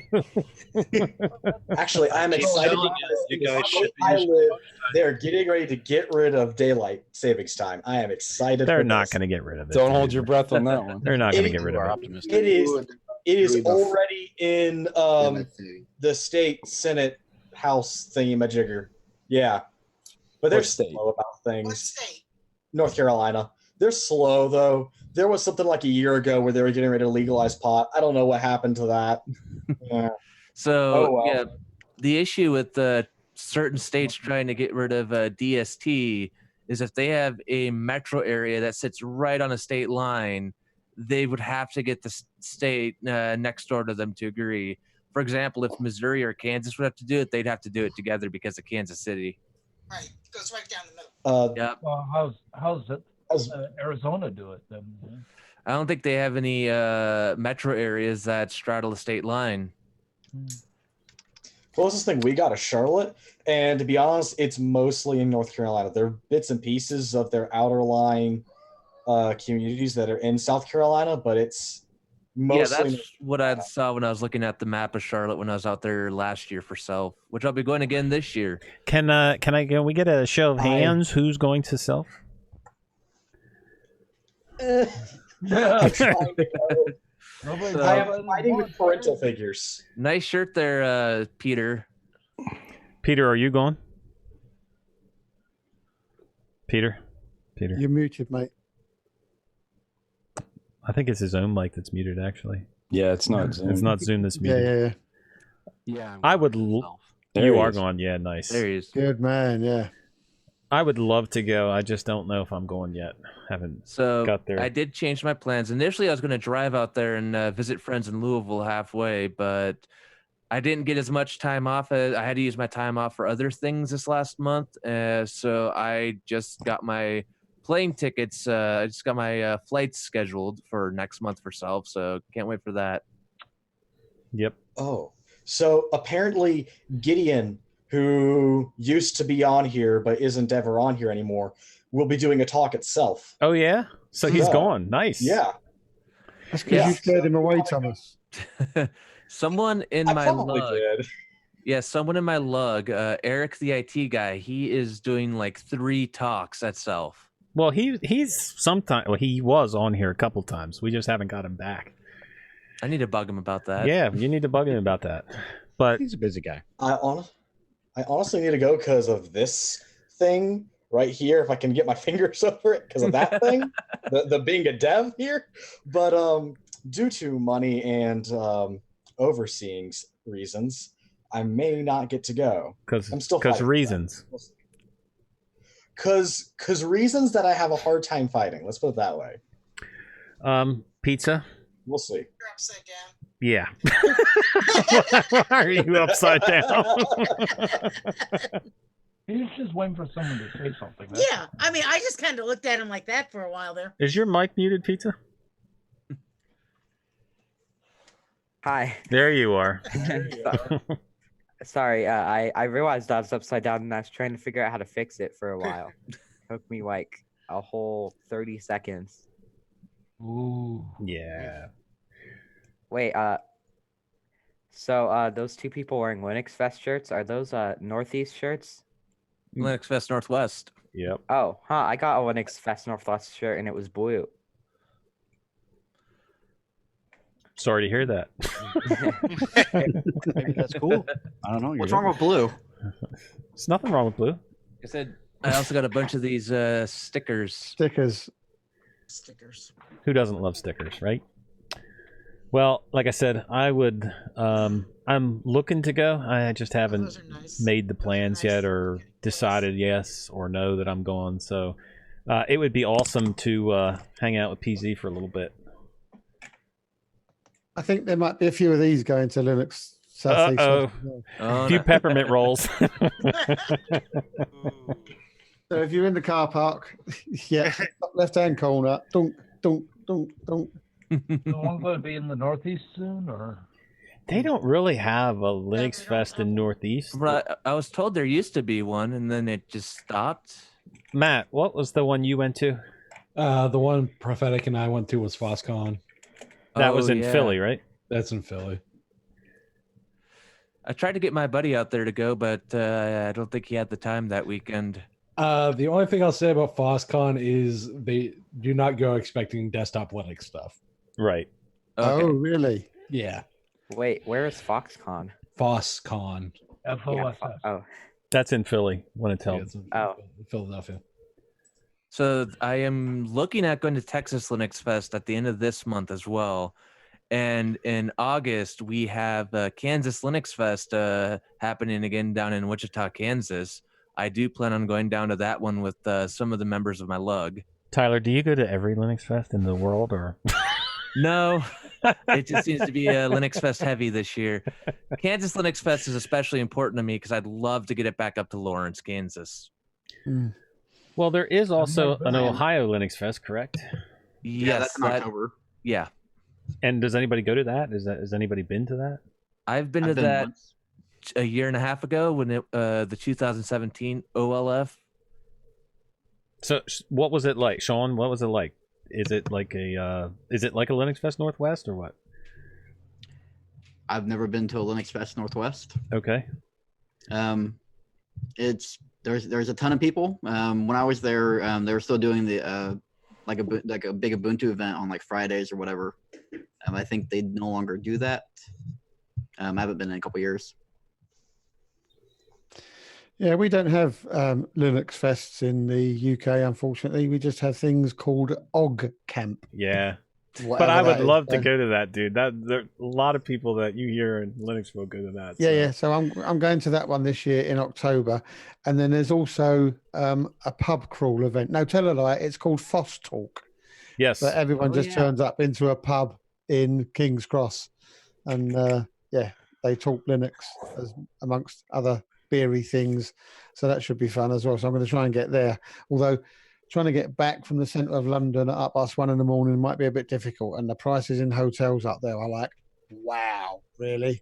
I think that's one of the things I didn't like about Ohio Linux Fest is it was in a downtown venue, so it was more expensive for hotels. It was you had to pay for parking because the hotels didn't have any of their own parking. Whereas like something like Southeast Linux Fest, there's plenty of hotels nearby that are affordable with free parking. So Yeah. I was gonna say, looking at prices, it was like literally $200 for like 4 nights or something. It was pretty. It's pretty dumb cheap to actually stay down in Charlotte. Oh yeah, and especially with the group rates at the Sheraton. My buddies and I are staying there this year, so we don't have to worry about a designated driver at the beer share. Well, for some of those $200 hotels, a night is cheap. no. For 4 days. $200 a night for No, 4 no. days. No, 200. 200 total for 4 days. If you watch the that'd be latest like episode $50 of a night. Destination Linux, Thomas, you can put BC in your terminal, mate, and work it out on a calculator. I'm sorry, okay? I had some packet loss there, so I couldn't quite tell what you were saying. Right. Packet loss up here or where? I was gonna say either one involves Yes. electron loss, apparently. Right. Wow. Yeah. Well, I would, like I said, I've never been to a Linux Fest, and I think just the idea of going and being around so many people that are the same type of mindset, I guess. Oh yes, is pretty awesome. Tell me, Tyler, you've been to how many? What is it like being around that many people that enjoy the same thing you do? It's really quite amazing that you're able to strike up a conversation about these things in Linux that you're interested in, and you don't have people looking at you like, "What the hell are you talking about?" It was really fun, especially at the barbecue that JB and System 76 held at Linux Fest Northwest this past weekend or last weekend. It was actually a week ago tonight. I'm actually really looking forward to it, but I'm also concerned that it might be incredibly overwhelming as well, and that 4 days won't be, or 3 days won't be enough to take everything in, and to see all the speeches and to decide which ones to go and listen to and all that sort of stuff. So well, you need that's to one do of the what, things, though, right, Tyler? Like they have multiple speeches going on at once, so Yeah. you more or less Yep. have to pick which ones you want to listen to. Yeah, you have to pick which ones you want to listen to, and that can be especially tough if there's multiple good talks in one time slot. With the Southeast Linux Fest, especially with Noah running the show this year as far as AV goes, all the talks are going to be recorded and they will eventually be posted right. on some kind of video sharing service. So Nice. Cool. you look forward to that. You should, and Zeb, you should definitely do what Martin and Alan did at Linux Fest Northwest and go all in on the American experience. Rent yourself a charger, do the American the problem is, breakfast. it's like Yeah. hotel, airport. It's like a minute away. So the way I drive, I'll get there in 15 seconds. So that'll be a waste of $200 for a charger. And I'm not sure the Winnebagos will like me blattering down the motorway. No, they won't. You can't. 150 miles an Zeb, hour. you cannot run into them. You just can't run into them. Okay. I was gonna say he's got to make sure it's on the right side of the road too. Here is Yeah, no, that's not a problem because it will be. I think the thing that I would find most difficult would be changing gear with my right hand. It's like that's not what the right hand is for out the window. No, the left hand is out the window, dude. Come on. That's right, Zeb. You won't find any manual rental cars in this country anyway. No, Yeah, that's cool because I'm getting Yeah, older. they and are. I can't be bothered with all that clutch and no, give me an automatic all day week. So Sean, do you have any plans of going to South? No, probably not. Not this year. Oh man, that's a shame. That's a shame. Oh well. What are you gonna do? So someone was telling me as well on the Telegram group that they have a sideshow going on, Geeks with Guns. What is that? Seeing how it's North Carolina, more than likely. That sounds very accurate, actually. North Carolina. People love their guns out here. What are you talking about? Because I do remember that was the one thing that really stuck out in my mind. Coming from the UK, we just don't see it when we do now in the airports and that. But I remember my family and I going to Disney in 2000 or 2001, and we decided just to go to the local McDonald's, and we pulled up and I stopped, and then a police squad car pulled up next to me, and the guy got out and opened the door, and there, right in the center of the console, was this huge double-barreled shotgun thing, and then they get out and they've got guns here and tasers here and billy clubs here. And I'm thinking, what would that's normal? What a Big Mac! And it's just so scary. So That's I normal. think That's if normal here, dude. Yeah, if Noah's going to be taking you around places down there, I definitely feel Noah's going to be dragging you to Geeks with Guns. Right. Yeah, I think Bo Weaver has said he's got something lined up for me. So, is he going as well? Yeah. Is he again? going as well? Who? Bo. Oh, yeah, apparently Yeah, so. Yeah, definitely. I've heard that he's going. He's in the region, so I imagine so. Adam, are you going to Self? You know, I thought about it. Then I did. Then it just decided no. There's way too many people. I like being like a hermit in my purple room. I just want to sit here and just chill out. You know, I don't want to shower 3 times a day. What are you kidding? There's an outside there. It's a lot of people, but it's a lot of like-minded people. Right. Outside is for work, Dan. I think that would be the best It's part a lot about of it. really cool people. So another question for you guys: what's the temperature going to be like? Because I'm the man. If I'm 2 hours out in the in sun, I'm like a June? tomato. In June, 90s. yeah, It'll it'll be around It's 90. gonna be brutal. So bring the Bring your sunscreen. Yes, bring the bring your sunscreen. Lots of water, shorts, t-shirt.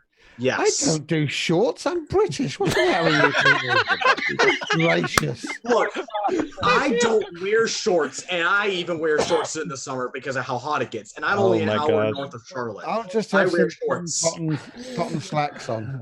Yeah, just get Wearing shorts, I'm British.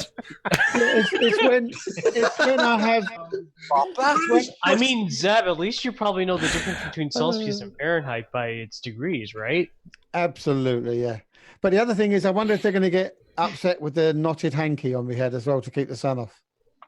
I think they would probably I mean, many people will probably think of it as a do-rag. Yeah. You have to do the Gumby. They'll probably either think of you as a biker or B, a hippie.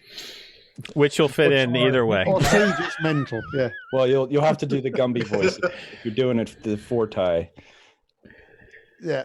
You could pull it off. Your Wellingtons and your 4-tie, you're all set. I'm looking forward to it. It should be a blast. Yeah. Yep. Dan, any chance of you going or what? No, I actually have a conference I have to go to for work. Priorities, so Dan. Priorities. Okay. I know. I'd like to. I really would. And it's probably between that and Ohio, it's probably the closest for me. Yeah. Well, if I would go, it would be, I guess, an 8.5 hour drive. Wow. So it'd be 2 times that for me. Ooh. Yeah. Dang. Yeah. Wait. Well, that's not so bad. It's an 16-hour flight for me, so don't feel bad. He has all the paperwork. 16 hours, Rocket. Wow.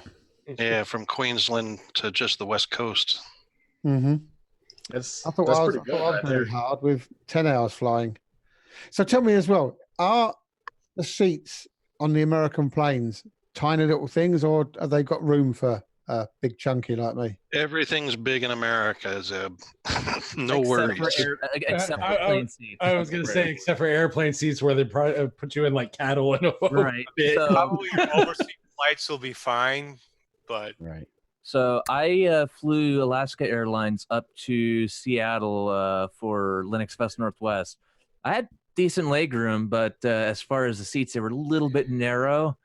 And But the bathroom is like, depending on your girth and stuff, it's not meant for big dudes. Yeah, I've gained some weight over the last few years, so I definitely have struggled to get like the seatbelt on and all that. So It's all good, Zeb. Just to sit in the seat, adjust a little bit, let out a burp and a yeehaw, and everyone will.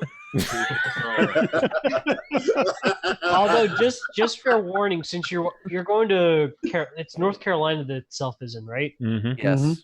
Yeah. Yes. Just fair warning. A lot of people will be nice to you just because of probably because of your accent too. So.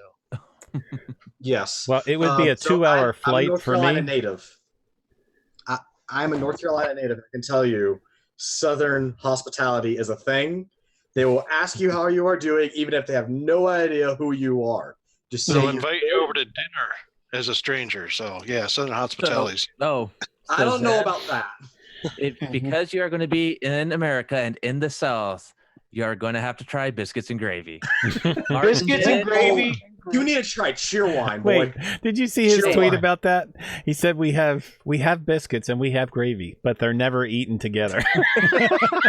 Alan's done it. Martin's done it. So now Zeb's got to do it. Yeah. Well, it's sausage. Yes. Well, specifically, is it sawmill gravy or sausage bit gravy? Especially down there, Zeb, you definitely need to try the biscuits and gravy down south. Yeah. Yeah, and plus the McDonald's have biscuits, breakfast biscuits too. We're not Skip all- talking skip all McDonald's, that. JJ. Huh? We're not talking Carolina- McDonald's, yeah. dude. I know. I'm just saying, like, one of the regional specialities of the South is biscuits. Yep. Uh, My mother-in-law's from also- Alabama. Get some good. And I'm biscuits assuming you for guys are not talking about rich tea biscuits. No. No. We're talking about scones. No. It's more or less like Fluffy. It's like your scones. It's like buttery. It's like uber buttery scones and more fluffy. Right, okay. Yep. Not cookies. Yeah. I'll If be you honest, want it, I've lived in Atlanta like 99% of my life, and I don't care for biscuits and gravy. Really? Okay, I mean, I'm not. I was actually born up north, but I moved down here when I was 8 years old. Down to Georgia when I was 8 years old, so I'm aware of all this stuff. So, yeah. I would say if you're going there, you Um, probably want you barbecue. should also try liver mush. Liver mush. Yes, Really, dude? because if you're in the South, there are very specific things that are very specific to the South, especially North Carolina. Cheerwine, Pepsi Cheerwine's- actually comes from here in North Carolina. I've had cheerwine before. It's pretty Gumdrop, good. Moon pies, liver mush. Try all of them. Barbecue. Yes, I agree on barbecue. Chicken and waffles. Sounds like McDonald's. Barbecue varies between the mountains and the coast. I think Zeb's gonna have a coronary by the time he goes back. I'm fine. I can gained eat like Big 20 Macs all day long. Don't worry about that. Yeah. Anyway, back Can to you- Linux, boys. Yes. Can you guys hear me okay? Yeah, we can. Yeah, we pizza. can hear you fine, my friend. Yeah. Yeah. So yeah. I started my updates right before I joined the stream, and as I was doing the stream, my audio just stopped working, and then I couldn't type, so I had to get off that. So my arch just broke while I was on the stream, so I had to go into my Well, Pizza, if it's laptop. anything, your mic does not Yeah. sound like it normally does. Like it sounds. And- I don't know if you're yeah. on the right one or not, but No, I'm not finished. So then I tried to go onto my laptop, but I couldn't hear audio through Firefox on Zoom. So I had to call up the Zoom number and then like put in the code and then like the participant ID. And now I'm using a phone. I have a terrible webcam, but I can show you. I'm using a phone to like talk to Zoom right now. wow. Oh, wow. Nothing's I gonna normally stop take- Pizza. Nothing. That's dedication for you. Yeah. That'll teach you. Yeah. Yeah. So I'm probably going to install Fedora Pantheon now that my arch is broken. So, you don't update in the middle of a show.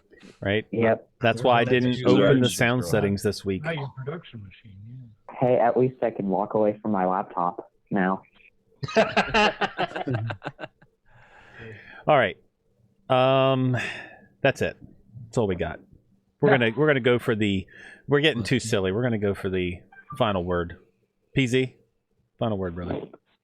Final words. Don't forget to watch the other podcast, the one with the Distillation Linux crew on there. We did another episode this week, and great fun we had. So yeah, check that out. And thank you, Rocco, for doing this. It is awesome. It's the highlight of my week. So thanks very much indeed, buddy. Awesome. Dan, last word, brother. Thank you, sir. Always great discussion here, and enjoy it thoroughly. So look forward to another one. Yeah, except for the last couple minutes. You know, we kind of got off topic, but no worries. Peter, last word, brother. Thanks again to Sean for his work on XFCE. It's a really good job. Quick word on biscuits. When I moved to America 20 years ago, I heard of biscuits and gravy. I have no idea what they're talking about. I thought it was Oreos and brown gravy together. Oh, God! Biscuits Wow. and gravy. So the question is, do you like them? No. You don't? Oh, come And I don't like grits either. Well, that's their acquired taste, I guess. But biscuits and gravy are awesome. I love them. Vash, last word, brother. Well, thanks as always for the stream, and we will see how Ubuntu Mate goes on the Desk Mini next week. All right. Chris, last word. Don't really have a whole lot more to say right at the moment. Look forward to seeing you guys next week, and that's about it. Thanks for having the stream. Nice. Scott? Rocco, as always, awesome show. Sean, thanks for coming on. Glad to have you on. Hope you got some good feedback. And even though I didn't get to test anything or do anything, I do want to say that I'm really happy about the fact that there are so many Linux fests. Southeast, Northwest, Ohio, you name it. There's even a Linux conference in Australia. It's really nice to see that there's such a gain in speed with Linux this way. Even my brother today asked me, "Hey, can you switch me from Windows to Linux?" Nice. Whoa. So, yeah, it's really nice to hear that kind of stuff going on. And I've never talked to him about that. It just shows you how fed up people are getting with Windows.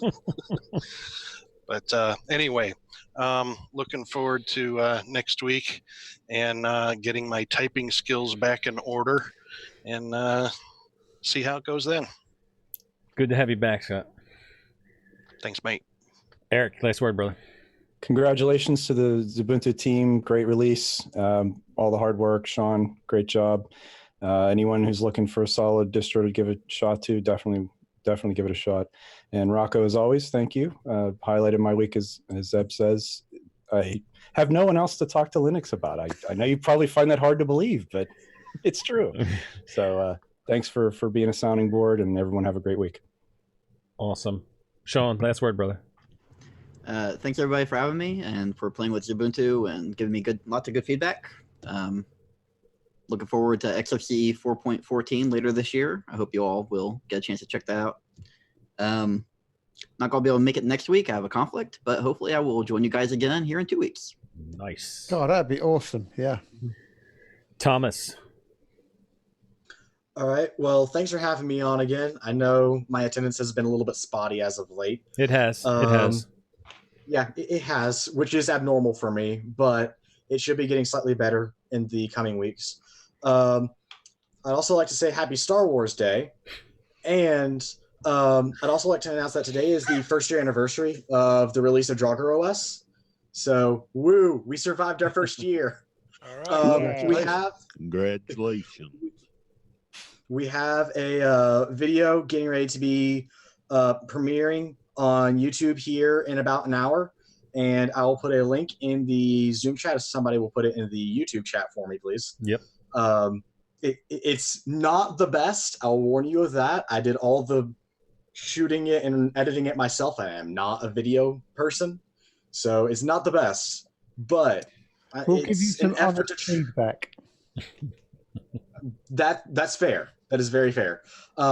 It's just my effort to try to do some complete transparency between me and the other people who are helping develop this and the community. So, yeah, thanks. Nice. Steve, last word. Thanks, Sean. Nice distro. Looking forward to 414. And as always, thanks, Rocco.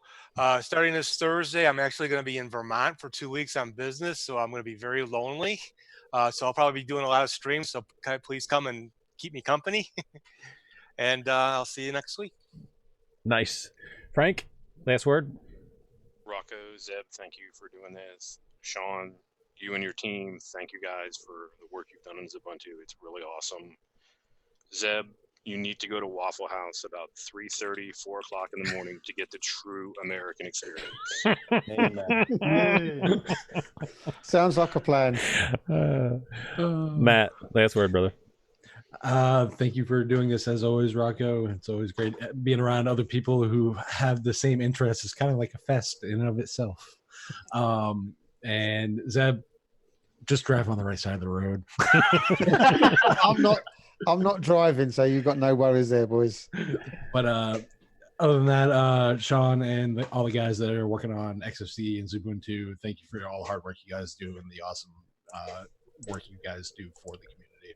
And I know the community can be a little rough at times, but we do it because we're passionate. Right? Big Pod, last word, brother.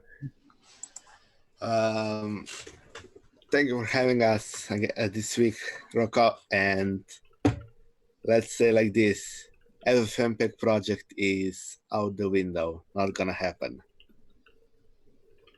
Because it's too hard, and every time something works, something else breaks. So I give up.